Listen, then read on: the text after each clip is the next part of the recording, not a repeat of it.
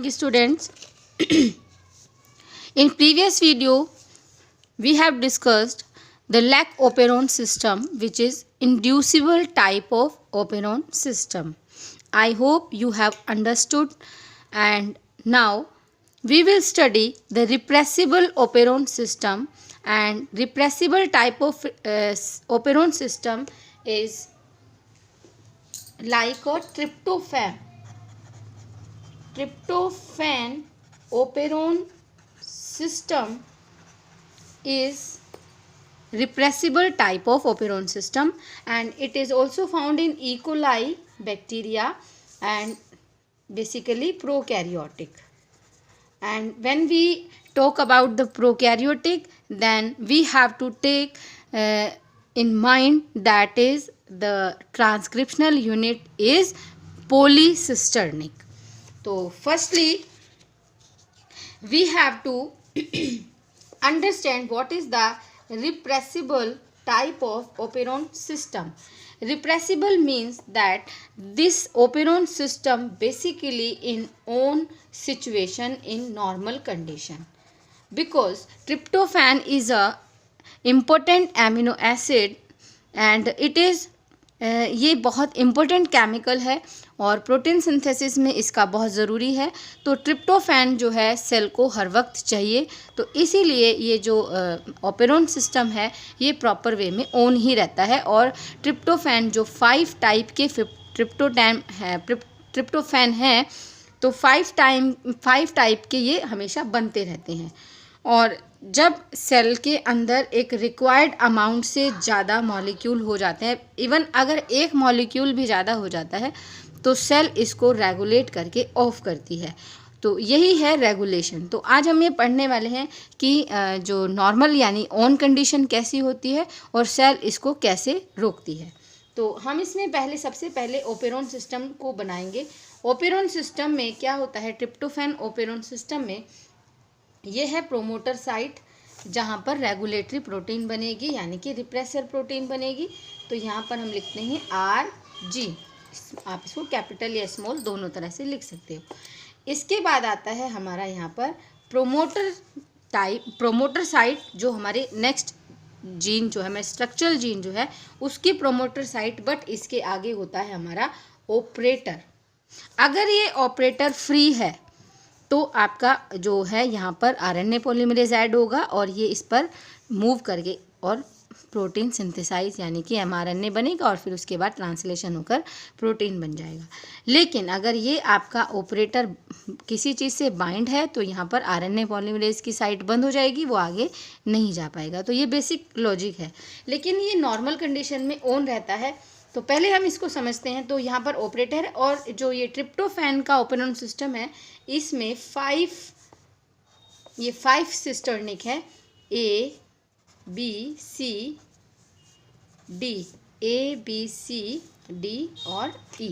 तो ये 5 तरह के यहाँ पर ये जो है पॉलीसिस्टर्न यानी कि 5 तरह के ट्रिप्टोफैन बनेंगे. Tryptophan A, tryptophan B, tryptophan C, D and E.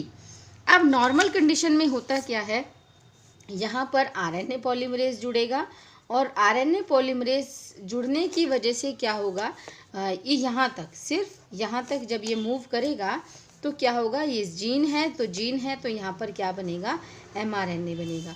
और mRNA के अंदर प्रोटीन की इंफॉर्मेशन है. तो प्रोटीन जो बनेगा उसको हम बोलते हैं रिप्रेसर प्रोटीन. और ये जो प्रोटीन है बेसिकली क्या है, इनएक्टिव है. ये प्रोटीन क्या है, इनएक्टिव प्रोटीन है. और इनएक्टिव प्रोटीन होने की वजह से ये ऑपरेटर के साथ बाइंड नहीं करेगी और ये बाइंड नहीं करेगी और इसकी वजह से क्या होगा, यहाँ पर जो सिस्टम है वो हमेशा ऑन रहेगा और ये जो प्रोडक्ट है ये बनते रहेंगे, ये कंटिन्यू रहेंगे. ये नॉर्मल कंडीशन है. अब क्या होगा, जैसे सेल को सपोज करते हैं 100 मॉलिक्यूल की ही ज़रूरत है और जब सेल के अंदर 100 से जाकर के बाद में 100+1 हो जाता है तो अब सेल क्या करेगी, इस सिस्टम को रोक देगी. तो ये जो 1 आपका ट्रिप्टोफैन एक्स्ट्रा बना है, ये ट्रिप्टोफैन जो होता है ये जो प्रोटीन होती है ये ट्रिप्टोफैन मॉलिक्यूल के लिए क्या होती है, फिर एफिनिटिव होती है और ये यहाँ पर आकर के इसके साथ जुड़ जाएगी. तो यहाँ पर जो एक्स्ट्रा ट्रिप्टोफैन है ये आकर के इस प्रोटीन के साथ जुड़ जाएगा, और जैसे ही ये प्रोटीन इसके साथ जुड़ेगा तो ये क्या बन जाएगी, ये एक्टिव हो जाएगी। और एक्टिव होने के बाद जैसे ही ये एक्टिव होगी तो ये क्या होगी, ऑपरेटर के साथ ऐड हो जाएगी, और ऑपरेटर को बाइंड करके इसको क्या करेगी, यहाँ पर ये प्रोटीन आकर के बाइंड होगी है। और जैसे ही ये बाइंड होगी यहाँ पर आरएनए पॉलीमरेज आगे मूव नहीं करेगा, जिससे क्या होगा, पूरा सिस्टम ऑफ हो जाएगा। तो ये है रिप्रेसिबल टाइप का ओपेरोन सिस्टम। हालांकि आपके सिलेबस में नहीं है, लैक ओपेरोन सिस्टम ही है, लेकिन आपको दोनों तरह के सिस्टम आने चाहिए। उसके बाद हम लोगों ने, मैंने आपको ह्यूमन जीनोम प्रोजेक्ट की वीडियो भी सेंड की थी। तो अगर आपको कोई प्रॉब्लम है तो आप मुझे मेरे पर्सनल नंबर पे किसी भी टॉपिक पे, तो आप मुझे उसका रिप्लाई ज़रूर करें।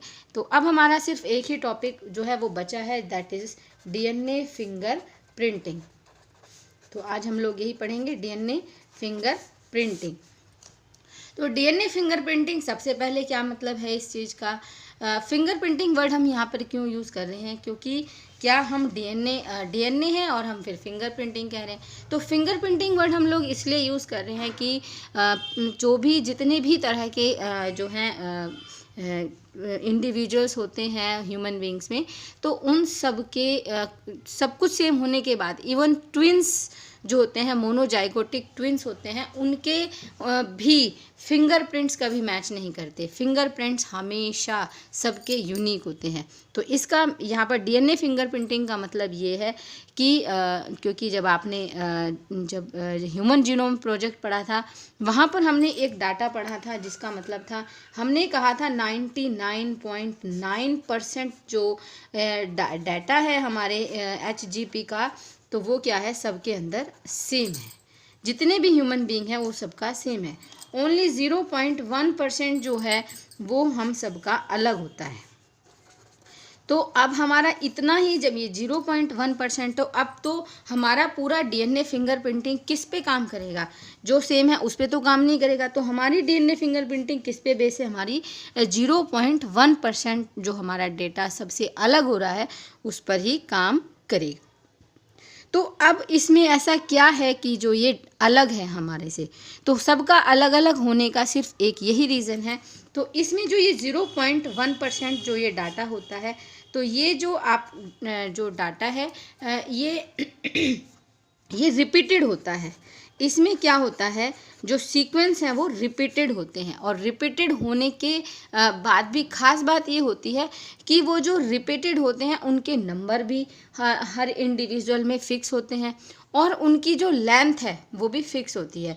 फॉर एग्ज़ाम्पल, जैसे अगर मैं एग्ज़ाम्पल लेती हूँ, तो हमारे पास जो पेयर हैं, जीन पेयर हैं, तो मान लिया एग्ज़ाम्पल हम ले रहे हैं कि GGCA का किसी के अंदर रिपीटेशन आ रहा है, चलो A और ले लेते हैं। तो ये क्या है, तो अब ये जो यूनिट है ये सबकी फिक्स, जो भी इंडिविजुअल की है वो फिक्स होगी, और इसकी जो लेंथ है, यानी कि जितनी ये लेंथ है ये भी फिक्स होगा, और इसके नंबर भी फिक्स होंगे। तो ये जो होता है, जो सबका 0.1 जो % किसी का अलग आ रहा है, वो इसी पोर्शन की वजह से आ रहा होता है। और ये सबका, इसके अंदर खास बात हमने क्या देखी कि ये रिपीटेड यूनिट से बना हुआ होता है। तो इसको बोलते हैं सैटेलाइट डीएनए। ये हमारा क्या है, सैटेलाइट डीएनए हम इसको बोलते हैं, जो हमारा ये आप देख रहे हो। अब डीएनए फिंगरप्रिंटिंग में तो हमें सैटेलाइट डीएनए से ही काम है। अब डीएनए जो सैटेलाइट डीएनए है, इसमें भी हमने क्या देखा कि ये 2 तरह का है।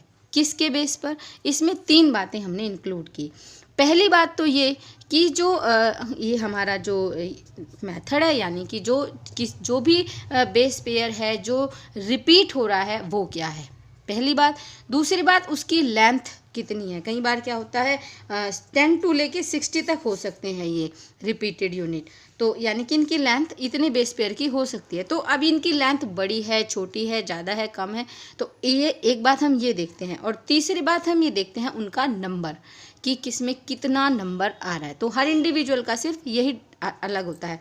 तो इसमें 2 तरह का होता है, एक होता है मिनी सैटेलाइट डीएनए और दूसरा होता है माइक्रो सैटेलाइट डीएनए। तो अब जो मिनी सैटेलाइट डीएनए है इसको हम बोलते हैं VN TRS, variable number of tandem repeats. तो जो वेरिएबल नंबर, और इसको बाद में हम क्या करते हैं, इसको हम प्रोब की तरह यूज़ करते हैं। इसके ऊपर हम जो रेडियो एक्टिव हम प्रोब यूज़ करेंगे उनके साथ इसको ऐड कर लेंगे। तो DNA फिंगरप्रिंटिंग हम लोग करेंगे कैसे, इसकी मैथडोलॉजी क्या है, तो ये हम समझेंगे सबसे पहले। तो इसके मैंने नोट्स आपको सेंड किए थे, आई थिंक आपको समझ में आ गए होंगे। अभी मैं दोबारा उनको समझाती हूँ। तो जैसे मैंने अभी आपको बताया कि सैटेलाइट DNA जो है वो दो तरह का है, micro satellite and mini satellite. यहाँ पर मैं आपको बता दूँ कि जैसे हमारा जो होल DNA होता है, यानी कि जब हम 100% DNA लेते हैं तो हम उसको कैसे अलग करेंगे, जो हमारा पूरा है, और उसको फिर हम, जो मैंने अभी आपको बताया ना, सैटेलाइट DNA हम कैसे निकाल लेंगे उसमें से। तो क्योंकि वो सैटेलाइट DNA होता है, वो नॉन कोडिंग DNA होता है, उसमें कोई इन्फॉर्मेशन प्रोटीन की नहीं होती, नॉन कोडिंग होता है वो, और इसीलिए वो उसमें रिपीटेड यूनिट होती हैं। तो जो 0.1% की जो मैं बात कर रही हूँ, तो हम उसका डेंसिटी ग्रेडियंट के अकॉर्डिंग उसको अलग करते हैं। तो जो हमें बल्क में मिलता है, जो ज़्यादा पार्ट हमें मिलता है 99% का, जो मेजर कोडिंग DNA वो हम लोग अलग कर लेते हैं, और 0.1 जो हमें मिला है उसको हम अलग कर लेते हैं। तो सैटेलाइट DNA फिर हमने अभी आपको बताया ना, दो तरह का होता है, माइक्रो और मिनी। और मैंने आपको इसका बेस भी बताया। एक तो उसका बेस कॉम्पोजिशन, यानी कि उसमें क्या पैटर्न यूज़ हो रहा है, कि जैसे अगर हम कह रहे हैं ABCD ABCD ABCD ABCD ABCD, तो इसका क्या मतलब है कि जो पैटर्न आ रहा है वो ABCD का आ रहा है। तो ये जो पैटर्न यहाँ पर फॉलो हो रहा है, एक तो वो उस पर डिपेंड करेगा, लेंथ कितनी है उस पैटर्न की, ABCD DEFGH ABCD EFGH। तो कहने का मतलब क्या है कि लेंथ क्या चल रही है, और वो रिपीटेड यूनिट क्या है, उसके नंबर कितने हैं। तो इन तीनों बातों को देख करके क्या होता है, दो तरह का है, माइक्रो एंड मिनी। अब मैं यहाँ पर आपको डायग्राम में दिखा रही हूँ। तो हम यहाँ इसको बोलेंगे मिनी सैटेलाइट। यहाँ पर आप क्या देख रहे हो, ये पूरा DNA सैटेलाइट DNA पार्ट है। तो आप मिनी सैटेलाइट DNA में क्या है, आप देख रहे हो कि यहाँ पर आप ATGCTA TGG, ये पूरा एक आप देख रहे हो कि ये पूरी एक यूनिट है। फिर यही बाद में फिर दोबारा रिपीट होने वाली है। जो माइक्रो आप सैटेलाइट देख रहे हो, तो यहाँ पर आप देख रहे हो सिर्फ छोटी यूनिट यूज़ हो रही है, CA यानी छोटी यूनिट यूज़ हो रही है, वो माइक्रो सैटेलाइट है। तो यानी कि आप कह सकते हो मिनी सैटेलाइट और माइक्रो सैटेलाइट में लेंथ का थोड़ा फ़र्क है। और ये जो सैटेलाइट DNA है, इसमें कोई कोडिंग, प्रोटीन की तो कोई कोडिंग नहीं होती, लेकिन ये हमारे जीनोम प्रोजेक्ट का, हमारे जीनोम का बहुत ज़्यादा पोर्शन बनाता है, ठीक है। और इसकी वजह से, क्योंकि अभी आपको बताया 99.9 तो सेम है, लेकिन इस सैटेलाइट DNA की वजह से ही हम लोगों में इतनी वेरिएशन मिलती है। तो इसकी वजह से क्या हो रहा है, हमारी पॉलीमॉर्फिज्म, इसको हम बोलते हैं DNA पॉलीमॉर्फिज्म, क्योंकि हमारी पॉपुलेशन में इसी की वजह से ही क्या होती है, म्यूटेशन होती है। तो इसको बोलते हैं DNA पॉलीमॉर्फिज्म। और मैं VNTRS भी आपको बता चुकी हूँ कि जो ये रिपीटेड न्यूक्लियोटाइड सीक्वेंस है नॉन कोडिंग DNA में किसी भी इंडिविजुअल का पर्सनली, तो वो होता है उसका variable number of tandem repeats. और इसका जो है वो अलग अलग वेरी करता है, किसी का 0.1 KB भी होता है, किसी का 20 KB तक भी जा सकता है। अब हम जो बात कर रहे थे मेन, वो था हमारा DNA फिंगरप्रिंटिंग के स्टेप। तो सबसे पहला आता है हमारा आइसोलेशन ऑफ DNA। तो आइसोलेशन ऑफ DNA का मतलब है कि हम, क्योंकि DNA ऐसे तो नहीं पढ़ा होता, DNA कहाँ है, सेल है, पहले सेल को निकालना पड़ेगा, सेल से उसके न्यूक्लियस से फिर उस DNA को बाहर निकालना पड़ेगा। तो फिर ये हम लोग जरा ये समझते हैं। तो DNA को हमें सेल से बाहर निकालना है, तो हमें क्या करना पड़ेगा, क्योंकि हमें DNA, पहले तो DNA निकाल लेंगे और फिर DNA में से भी 0.1% वाला जो पार्ट है, यानी सैटेलाइट DNA, उसको बाहर निकालेंगे। तो परफॉर्म करने के लिए हमें DNA फिंगरप्रिंटिंग के लिए तो सबसे पहले हमें सैंपल चाहिएगा। तो इसके लिए हम लोग क्या करते हैं, ब्लड ले लेते हैं या चीक स्वैब लेते हैं, और कई बार तो हेयर जो होता है, ऐसे उन सैंपल से भी हम लोग निकाल सकते हैं। तो हमें क्या करना है, बहुत सारे केमिकल की सीरीज से ट्रीट करके फिर हम सेल मेम्ब्रेन को ओपन करते हैं, DNA को एक्सपोज करते हैं, और फिर जितने भी अनवांटेड कंपोनेंट्स हैं, लिपिड है, प्रोटीन है, यानी कि सेल के जो अनवांटेड कंपोनेंट्स हैं हम उसको निकाल देते हैं। इसके बाद until relatively pure DNA emerges, फिर उसके बाद हमें प्योर डीएनए मिलता है। फिर हम लोग क्या करते हैं, अब ये पीसीआर का क्या मतलब है, ये ऑप्शनल लिखा हुआ है। ऑप्शनल का मतलब क्या मतलब है कि ऑप्शनल कब कहेंगे, अगर हम नॉर्मल केसेस में क्या कर रहे हैं, जैसे कोई ऐसा इशू है कि हमारे पास पूरी तरह से सैंपल है, बहुत सारा सैंपल है, हम जितना चाहें उतना डीएनए निकाल सकते हैं, तो हमें पीसीआर की ज़रूरत नहीं है। लेकिन हमारे पास कहीं क्राइम हुआ है और क्राइम सीन से हमें बहुत थोड़ा सैंपल मिला है और जो डीएनए मिला है और उससे हमारा जो है पूरा फिंगरप्रिंटिंग का प्रोसेस नहीं हो सकता, तो हम लोग क्या करते हैं, उसको एम्पलीफाई करते हैं, यानी कि उससे बहुत सारा डीएनए बना लेते हैं, क्योंकि हम लोग जानते हैं डीएनए की रेप्लिकेशन की प्रॉपर्टी होती है। तो अब आप कहेंगे ये कैसे हो सकता है, तो पीसीआर एक टेक्निक है जिसकी वजह से हम डीएनए को एम्पलीफाई करते हैं। तो if the amount of DNA in a sample is small, मैंने अभी आपको बताया, तो साइंटिस्ट जो होते हैं वो पीसीआर करते हैं, यानी पॉलीमरेज चेन रिएक्शन करते हैं और अपने सैंपल को एम्पलीफाई करते हैं। तो इसमें क्या करते हैं, इस टेक्निक के अंदर जो डीएनए हमें मिला है वो बाहर, तो आपको पता है सेल जो डीएनए है कभी भी सेल के बाहर नहीं रेप्लिकेट करेगा, तो उसको सेल प्रोवाइड करनी पड़ेगी।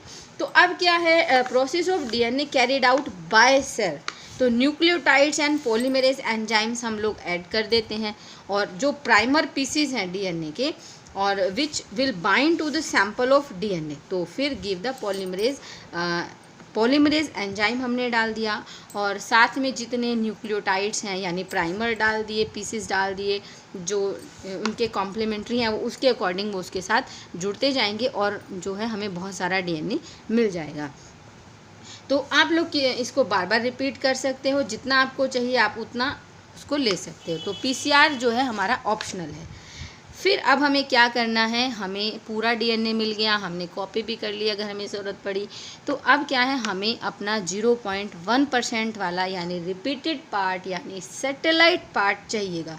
तो हम लोग क्या करते हैं, उसको काटते हैं, कट करते हैं। तो the best markers for use in quick and easy DNA profiling are those which can be really be identified using restriction enzyme। तो restriction enzyme हम यूज़ करते हैं एंडोन्यूक्लियेजेस एंजाइम, और ये बड़े आराम से इसको काट देते हैं। तो portion of DNA that have the same sequence so they can be identify the same restriction enzyme, यानी कि उनके अपने अलग अलग जो हैं रेस्ट्रिक्शन एंजाइम जो हैं सबके स्पेसिफिक होते हैं अकॉर्डिंग टू देयर सीक्वेंसेस।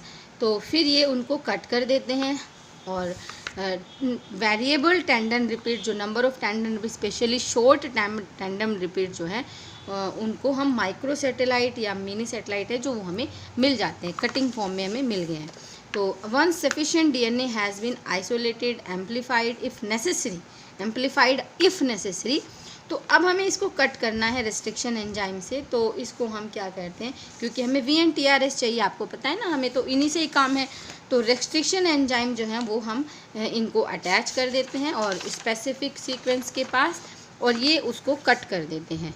क्योंकि जेनेटिक इंजीनियर में हम जो डीएनए को कट करते हैं वो भी हम रेस्ट्रिक्शन एंजाइम के साथ ही करते हैं, और इसी के बाद हम रिकम्बिनेंट डीएनए बनाते हैं। ये हम लोग डीएनए इसमें टेक्नोलॉजी में पढ़ेंगे, बायोटेक्नोलॉजी में। तो खैर हमें क्या मिल गया, फ्रेगमेंट्स मिल जाते हैं, और फ्रेगमेंट्स मिलने के बाद हम लोग करते हैं जेल इलेक्ट्रोफोरेसिस। ये जेल इलेक्ट्रोफोरेसिस एक ब्रिलियंट टेक्नोलॉजी है, और इससे क्या होता है, हम साइज़ के अकॉर्डिंग जो है उन जो पार्ट हैं उनको अलग कर सकते हैं। और जैसे ही हम जो हमारा मटेरियल है आइसोलेट डीएनए VNTRS है, तो हम उसको जेल इलेक्ट्रोफोरेसिस पे डालते हैं।